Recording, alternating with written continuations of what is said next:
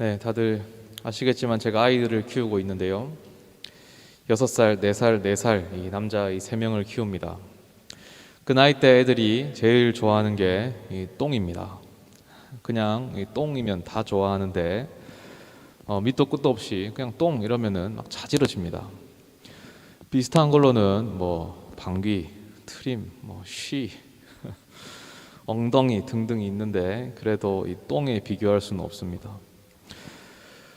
우리 애들이 이야기 듣는 것을 좋아하거든요. 보통은 아내가 이야기를 해줘요. 잘 때도 해주고 종종 이야기 해주는데 아내가 이야기 해주면은 아이들이 아주 집중해서 잘 들어요. 저도 한번 들어봤는데 너무 재밌더라고요. 근데 아이들이 가끔은 저한테도 오거든요.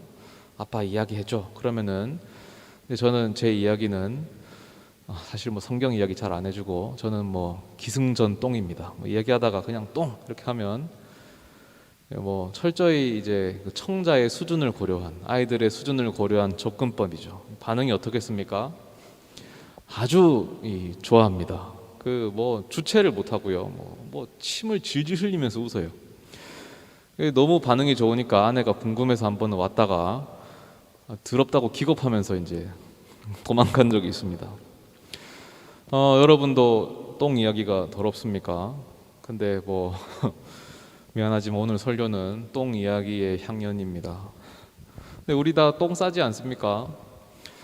누구나 똥을 쌉니다. 물론 더럽죠. 그래서 누군가에게 당당히 보여줄 수 있는 그런 건 아닙니다. 여기 오늘 내 똥이야. 방금 싼 거야. 그렇게는 못 하겠죠. 하지만 그렇기 때문에 설교에서 더 다룰 만하다라는 생각이 저는 들었습니다. 누구에게나 감추고 싶은 더러운 부분이 있기 때문이죠. 실제로 성경에서는 똥에 대해서 의외로 여러 구절 언급합니다. 당연하게도 똥은 더러운 것이고 부정한 것으로 이제 묘사되는데 인식되는데요. 제일 처음에 보면 신명기에 나옵니다. 신명기 23장에서 전쟁 중에 이제 대변이 마르면 어떻게 해야 될지 설명하는데요. 삽을 들고 나가서 땅을 파서 거기에 볼일을 보고 흙으로 잘 덮어라. 왜냐하면 똥이 더러우니까 그렇게 해서 이제 전쟁 중에 자기 진영을 거룩하게 유지해라 라는 말씀입니다. 또 열왕기하와 이사야서를 보면 이 두 개가 구절이 똑같은데 반복해서 나오는데 히스기야 왕 때 아수르의 사자가 이스라엘을 위협하는 그 말 중에 똥이 등장하는데요. 이스라엘이 포위를 당해서 이 백성들이 먹을 게 없어서 자기 똥오줌을 먹고 마신다라는 조롱을 받습니다. 또 에스겔서에는 선지자 에스겔이 한쪽으로 누워서 390일을 지내는 와중에 그 사람 똥으로 불을 피워서 떡을 이제 구워 먹으라라고 하는 구절도 있습니다. 정황상 이제 아마 자기 똥이겠죠. 자기 똥으로 이 떡을 구워 먹으라. 라고도 합니다. 그리고 말라기에는 하나님께서 이스라엘 특히 제사장들을 심하게 질책하시면서 내가 너희 얼굴에 똥을 쳐바르겠다 하면서 화를 내시는 구절도 나옵니다.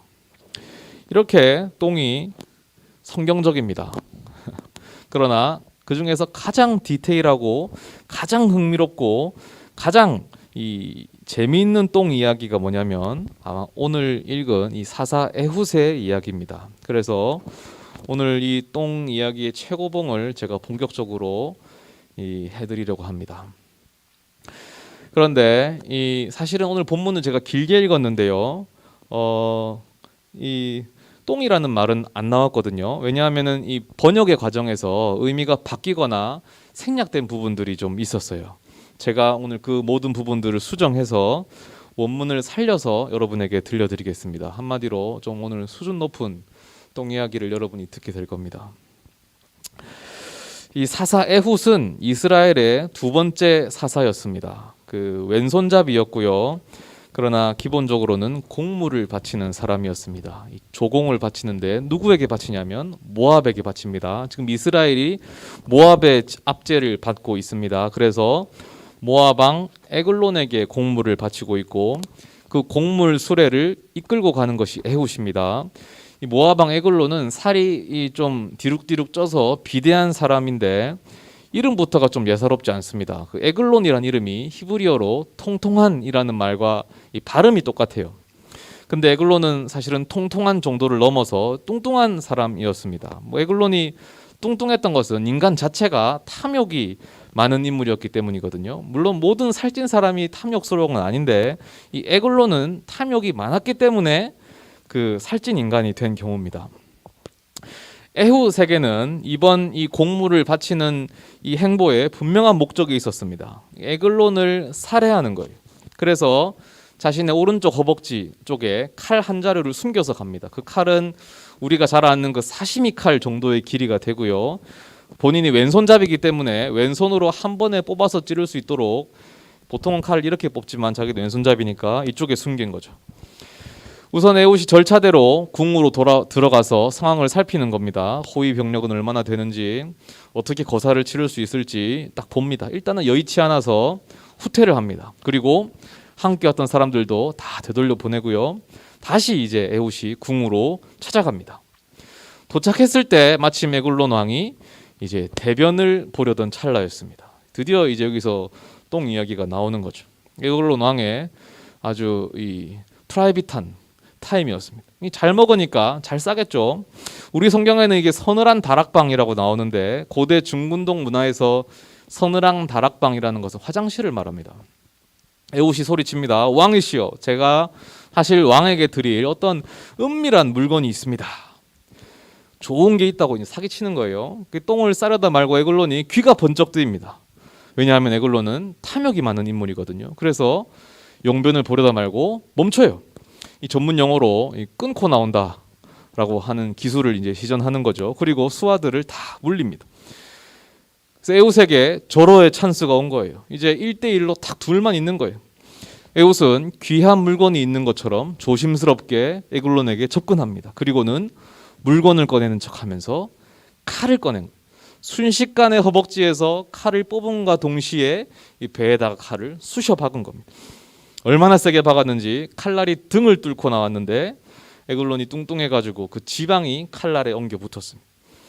에글론이 비명 한 번 못 지르고 즉사했는데 곧이어 괄약근이 풀리면서 그 똥이 몸 밖으로 흘러나옵니다. 그래서 똥이 밖으로 나왔다. 이 구절이 히브리어 성경 본문에 원래 있습니다. 똥이 성경적인 겁니다. 근데 우리 성경은 번역하면서 이 구절을 삭제했어요. 안타까운 일이죠. 어쨌든 에글론이 왜냐하면 싸다가 끊고 나왔기 때문에 어쩔 수 없습니다. 이 밖에서 대기하던 수하들이 이 냄새를 맡은 거예요. 그 똥 냄새가 나겠죠. 그래서 왕께서 용변을 이제 드디어 보시는구나. 기다리죠. 하지만 한참을 지나도 나오지 않으니까 불안해지는 거다. 왕을 불러도 대답이 없어요. 문도 잠겨 있어요. 에훗은 이미 왕 그 문을 잠그고 도망갔어요. 그래서 수하들이 시간이 지나고 열쇠를 가져와서 문을 열어봤더니 에글론 왕은 피와 기름과 똥으로 범벅이 된 시체가 되어 있었던 겁니다. 이후에 이제 군대를 모은 사사 에훗이 전쟁을 벌여가지고 왕을 잃어버린 모압을 박살냅니다. 이것이 이제 이스라엘의 해방을 맞고 한 이것이 이제 왼손잡이 사사 에훗에 대한 이야기, 이 성경의 아주 수준 높은 똥 이야기입니다. 제가 사실 이 에훗에 대한 설교를 작년 초에 여러분에게 했습니다. 놀라운 일이죠. 이렇게 기억이 안 난다는 사실이. 그때는 제가 왼손잡이라는 키워드로 말씀을 드렸는데 오늘 이렇게 자극적이고 들어온 키워드로 말씀을 드렸기 때문에 아마 이제는 잊어버리기가 힘드실 겁니다. 에훗은 왼손잡이 사사입니다. 그런데 사실 히브리어 성경에는 왼손잡이 에훗이라고 안 돼 있고 오른손에 제약이 있는 에훗이라고 적혀 있습니다. 독특한 표현인데 오른손에 제약이 있다는 말은 선천적이든 후천적이든 어떤 알 수 없는 이유로 오른손을 쓰지 못하게 됐다는 이야기입니다. 그래서 어쩔 수 없이 왼손만 써야 되는 경우인데요. 우리가 흔히 아는 왼손잡이랑은 좀 달라요. 근데 사사기 20장에 가면 이런 왼손잡이들이 떼거지로 등장하거든요. 오른손에 제약이 있는 왼손잡이 700명이 나오는데 이들은 물매로 돌을 던지면 조금도 틀림이 없는 자들이었다라고 묘사되어 있습니다. 이게 무슨 말이냐면 이 물매는 뭔지 아시죠? 그 다윗이 골리앗을 이렇게 탁 저격해서 죽일 때 그 장거리 무기가 물매거든요. 그러니까 이 왼손잡이들은 사실은 특수부대인 거예요. 특수부대. 오늘날로 치면 저격수부대 정도 됩니다. 장거리에서 물매를 던져서 상대를 가격하는 특수전 부대. 그러니까 일부러 오른손에 제약을 줘서 장애를 입게 만들어서 못 쓰게 만들고는 왼손을 혹독하게 수련을 시키는 거예요. 오른손에 제약을 주면 특히 고대 사회에서는 일상생활을 할 수가 없습니다. 이제 이 사람은 전쟁 병기가 되는 것밖에는 선택지가 없는 거예요. 그래서 혹독한 수련을 해서 백발백중의 저격수 부대를 이제 만드는 거죠. 이런 특수부대를 양성했던 것이 베냐민 지파인데요. 마침 에훗도 출신 지파를 보니까 베냐민 출신이에요. 즉 에훗이 특수부대 출신인 겁니다. 그래서 오른손에 제약이 있는 에훗이라는 이 짧은 소개글에서 우리는 에훗의 인생을 유추할 수 있습니다. 그의 인생은 실패한 인생. 평생을 혹독하게 살인 병기로 길러졌는데 그랬던 에훗이 무슨 이유에서인지 지금 그냥 곡물을 나르는 인간이 됐습니다. 무슨 대단한 인물이 곡물을 나르는 게 아니고 그냥 심부름꾼이 나르는 겁니다. 성경의 소개글이 이렇거든요. 베냐민 사람 왼손잡이 에훗. 근데 베냐민은 문자 그대로 하면 이 벤야민이라고 해서 오른손의 아들입니다. 오른손의 아들인데 오른손에 제약이 있어. 오른손의 아들인데 오른손에 장애가 있어. 에훗의 인생은 실패한 인생인 거예요. 에훗의 인생이야말로 똥 같은 인생이었습니다. 그런데 하나님께서 이런 에훗을 사용하셨어요. 이 사실이 우리에게 소망이 되는 겁니다. 에훗은 베냐민의 특수부대에서 떨어져 나왔을 때 아마 인생의 의미를 잃어버렸겠죠. 목적을 잃었겠죠. 오른손이 붉은데 전쟁이 아니고서야 도대체 뭘 할 수 있겠습니까? 그러니까 에훗이 곡물이나 나르고 있는 겁니다. 그런데 그러니까 자기는 인생에 실패했다고 생각했겠죠. 그런데 그게 정말 실패였겠습니까? 다르게 생각하면 만약에 에훗이 특수부대에서 탈락하지 않고 그대로 남아 있었다면 그 인생은 성공일까요? 베냐민의 그 700명 특수부대는 그 가공할 전투력으로 곧 이스라엘 민족과 전쟁을 벌이거든요. 다른 지파들과 내전을 합니다. 결국에 패배하고 쫓겨가다가 베냐민 지파 전체가 말살당할 지경까지 갑니다. 베냐민 지파가 완전 사라질 뻔했어요. 그게 성공일까요?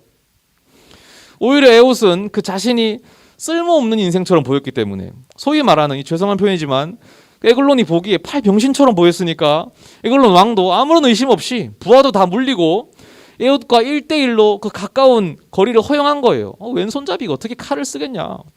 그래서 누구도 할 수 없는 그 일을 감당할 수 있었던 겁니다. 여러분 오늘 에훗의 이야기를 들으시면서 무슨 생각을 하십니까? 하나님이 실패한 인생을 쓰시는구나. 그럼 나는 하나님께 꼭 붙어서 성공한 인생을 살아야겠다. 하나님이 실패한 제 인생 성공하게 해주십시오. 제 사업 성공하게 해주십시오. 제 청약 당첨되게 해주십시오. 제 결혼 성공하게 해주십시오. 도대체 성공은 뭐고 실패는 뭘까요? 사실 이런 것들은 성공도 아니고 실패도 아닙니다. 해도 그만, 안 해도 그만, 다 부수적인 것들이 별로 중요하지 않습니다. 우리는 중요하지 않은 것들에 인생을 걸고 있어요. 직장을 잃어버리면 실패입니까? 집이나 거처를 잃어버리면 실패일까요? 돈을 잃어버리고 계획을 잃어버리면 그게 실패일까요? 남들이 가진 걸 못 가지고 나는 잃어버리면 그게 실패입니까? 아닙니다. 하나님을 잃어버리면 그게 실패예요. 그래서 반대로 성공이란 하나님을 잃어버리지 않는 거예요. 하나님 안에 있는 것. 하나님 안에 있으면 실패한 인생이란 없습니다. 왜냐하면 하나님은 똥 같은 인생도 사용하시기 때문이에요. 에훗이 특수부대에서 강제 전역했습니다. 남들 보기에 실패한 인생이죠. 목적 잃은 인생이죠. 그러나 그는 하나님 안에 있었습니다. 하나님이 바라보시는 것을 바라보았고요. 하나님이 뜻하시는 바를 함께 품었습니다. 그러므로 에훗의 인생은 성공한 인생이었어요. 우리가 정말 성공한 인생을 산다는 것은 하나님이 바라보는 것을 함께 바라보는 거예요. 하나님의 뜻하시는 바를 마음에 함께 품는 것. 그때 우리 인생을 성공한 인생이라고 할 수 있는 거예요. 이거 하나만 되면 나머지는 다 사소한 거예요. 창세기 13장에는 아브라함이 조카 롯과 길목에서 이별하는 장면이 나옵니다. 각각의 재산이 많아져서 땅이 좁아서 함께 살 수 없는 처지였습니다. 그래서 오른쪽으로 갈지 왼쪽으로 갈지 서로 갈 길을 정하자고 합의를 합니다. 그때 아브라함이 이렇게 말합니다. 네가 갈 곳을 먼저 정해라. 네가 왼쪽으로 가면 나는 오른쪽으로 가겠고 네가 오른쪽으로 가면 나는 왼쪽으로 가겠다. 사실 우리 신앙인의 행동이라면 이렇게 하면 안 되죠. 모험적인 행동이라면 기도해야죠.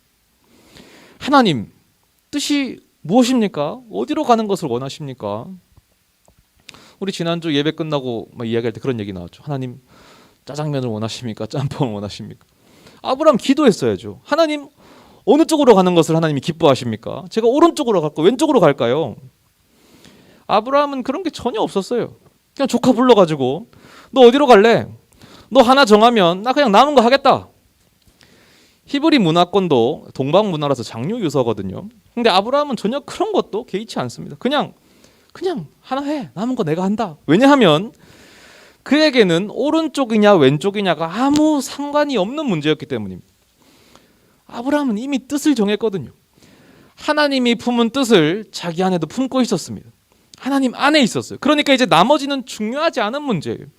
오른쪽으로 가야 잘 될지 왼쪽으로 가야 성공할지 전혀 개의치 않았습니다. 우리가 인생에서 맞닥뜨리는 문제들 물론 중요한 문제긴 합니다. 하지만 사실은 별로 안 중요합니다. 우리 인생의 성공과 실패는 그런 것들로 결정나지 않기 때문이에요. 하나님이 우리를 이 땅에 보내신 목적이 있잖아요. 그게 뭡니까? 우리를 통해서 하나님 나라를 이 땅에 세우는 것입니다. 하나님 나라 너무 추상적이죠. 그래서 구체적으로는 공동체, 교회 공동체를 건강하게 세워서 그 공동체가 하나님을 예배하고 세상을 다스리면 그렇게 온 세상이 회복되고 구원받습니다. 그 뜻을 품는 것이 하나님 안에 머문다는 의미입니다. 하나님 안에 머물면 우리 인생은 성공한 거예요. 우리는 다들 실패한 인생입니다. 삶의 목적을 잊고 살아왔기 때문이죠. 솔직히 엉뚱한 것만 관심 있잖아요. 엉뚱한 것만 기도하고 엉뚱한 것만 꿈꾸지 않습니까? 하지만 하나님께서 실패한 인생들을 사용하십니다. 우리를 통해서 하나님 나라를 세워가세요. 이 소망을 마음속에 품으셨으면 좋겠습니다. 우리가 모이는 이유, 예배 드리는 이유, 진짜 성공하기 위해서입니다. 하나님께서 여기 모인 이 실패자들을 성공한 인생으로 바꿔주십니다.